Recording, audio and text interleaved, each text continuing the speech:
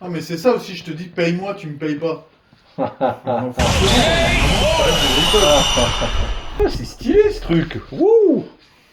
Ah, les grands hommes. Ne te mets pas comme ça. Bien, bonjour à tous. Petite vidéo aujourd'hui de saison où on peut parler de l'état des blés et des céréales plus particulièrement, qui est relativement inquiétante avec ces décolorations diverses et variées. Alors bien sûr dû au froid, qui engendre certainement des blocages de certains éléments. Évidemment, on pense au calcium en ce moment. C'est ce qui ressort un peu, mais c'est ce qui ressort depuis le début de la campagne avec les forts pluviaux, accentués par les coups de froid là. Quelles conséquences ça aura, c'est difficile aujourd'hui d'établir. On peut imaginer que les coups de froid sur des céréales un peu avancées ont, ont eu des impacts. Maintenant, quel sera le niveau de compensation sur le poids de 1000 grains, c'est aussi une autre problématique.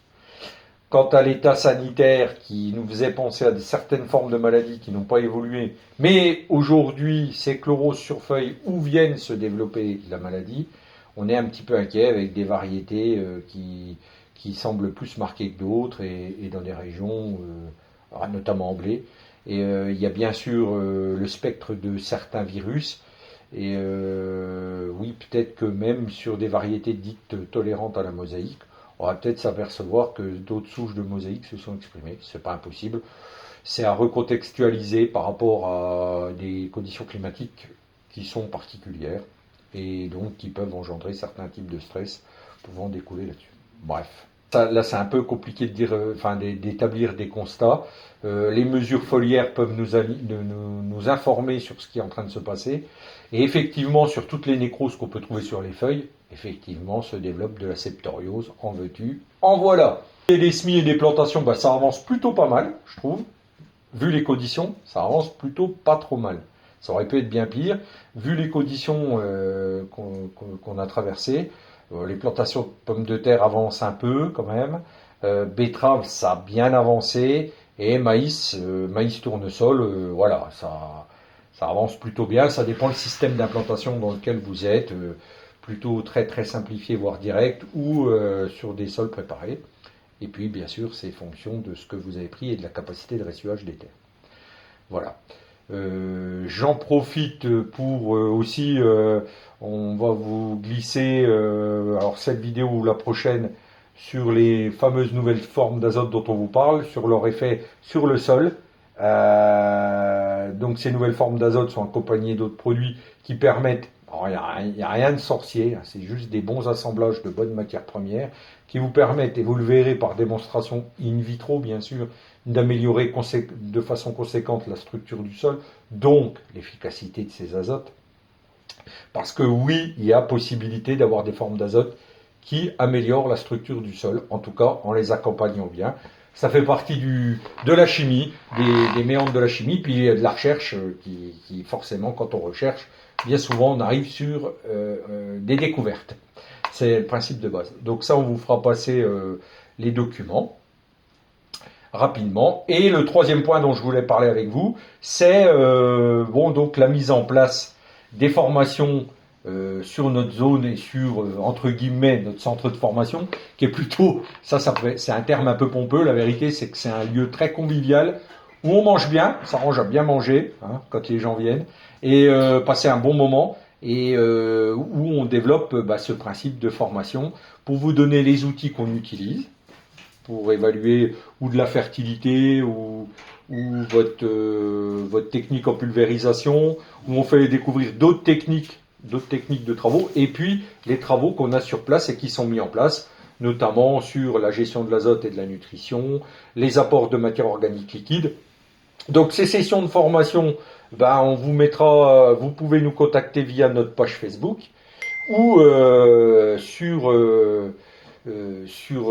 YouTube en laissant un petit message ou en nous contactant pour ceux qui ont notre numéro. Voilà, il reste des sessions, beaucoup de sessions disponibles, c'est-à-dire il y a des places puisqu'on essaye de se restreindre avec des groupes qui font de 1, oui, parce que ça peut être individuel et c'est pas beaucoup plus cher.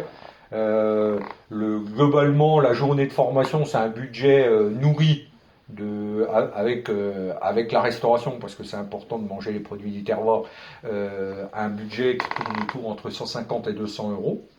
suivant le programme que vous décidez. Et sur 2 jours, il faut compter à peu près pareil, 150 euros pour 2 jours avec bien sûr le logement sur place. Donc 2 jours de formation avec toute l'équipe où on vous accompagne, on vous fait découvrir des tas de petites choses. Où on argumente, c'est plus facile de travailler, vous avez toute la remise des guides techniques, du livre de formation et d'accompagnement et nos outils qu'on utilise au quotidien, les petits outils pour pouvoir évaluer rapidement ce qui se passe dans vos champs et vous débrouiller tout seul. Voilà. Donc il reste 4 dates qui ne sont pas complètes et puis on va refixer 3 dates, 3 ou 4 dates d'ici la moisson pour que les gens puissent venir et voir les essais et en même temps discuter et échanger sur les outils et apprendre à maîtriser les outils qu'on a mis en place pour faire des diagnostics rapides. Voilà, ce sera avec grand plaisir et puis surtout ça fait du contexte humain. Oui, je vous ai parlé à un petit moment de faire des trucs payants, Patreon ou je sais pas quoi. Patreon, je sais plus comment ça s'appelle, des fiches.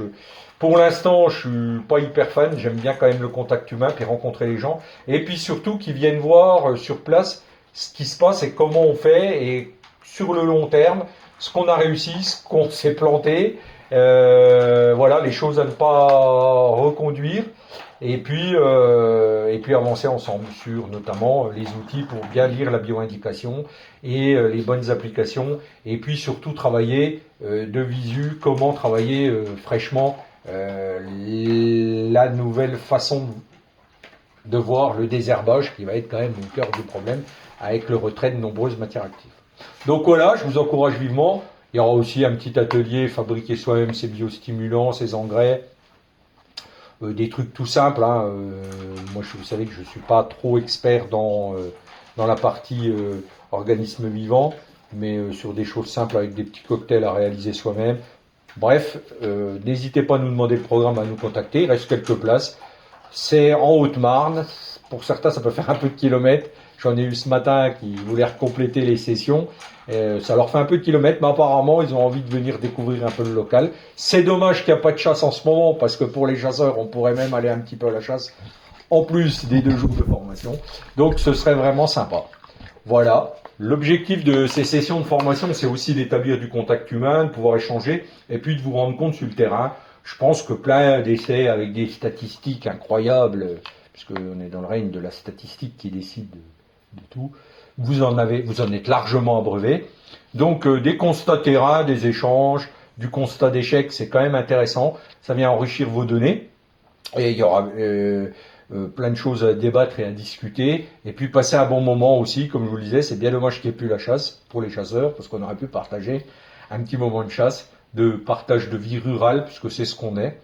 Et voilà. Donc sur ces sessions de formation, n'hésitez pas, je vous dis, le budget il oscille entre 150 et 150 euros par jour, on va dire, voilà, c'est à peu près le budget.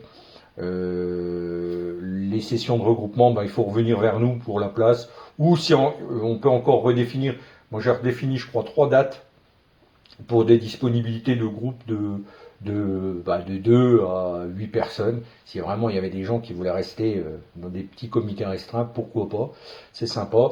Donc on se limite volontairement à 8, on pourrait faire une entorse, mais il y a un peu de densité quand même dans la pédagogie, donc c'est pas mal. Surtout s'il n'y a qu'une journée, 5 à 8, c'est le max qu'on peut obtenir. Donc ça vous permettra de voir aussi les travaux avec les techniques qui ont évolué sur les épandages Terragator, l'approche pulvée et optimisation de la pulvérisation qu'on a, et puis devenir de plus en plus autonome sur la gestion de ces fertilisants et de ces implantations. Et on revoit tout un gros volet pulvérisation, évidemment, conception de programme, et les outils qu'on utilise, qu'on met à nu, voilà, parce que vous savez que c'est ce qui m'anime le plus, c'est la formation et échanger. Donc bien sûr que vous êtes les bienvenus, n'hésitez pas à nous recontacter par YouTube, par Facebook. On va vous remettre une adresse mail, le contact par mail. Et puis vous êtes les bienvenus. Donc je vous dis, on couvre au moins 3 sessions et il y a des sessions qui sont incomplètes. où les groupes acceptent de recevoir d'autres gens d'autres régions. Voilà, et ben je vous remercie. J'en ai fini sur cette vidéo. On vous fera passer les essais, puis les gens qui seront là dans les groupes en formation, bien sûr qu'on verra les nouvelles formes d'azote, on les dépeindra en détail. Moi je vous laisse, j'ai passé encore un très bon moment avec vous. Dieu vous bénisse et à très bientôt. Merci. L'objectif de ces sessions de formation, c'est aussi de...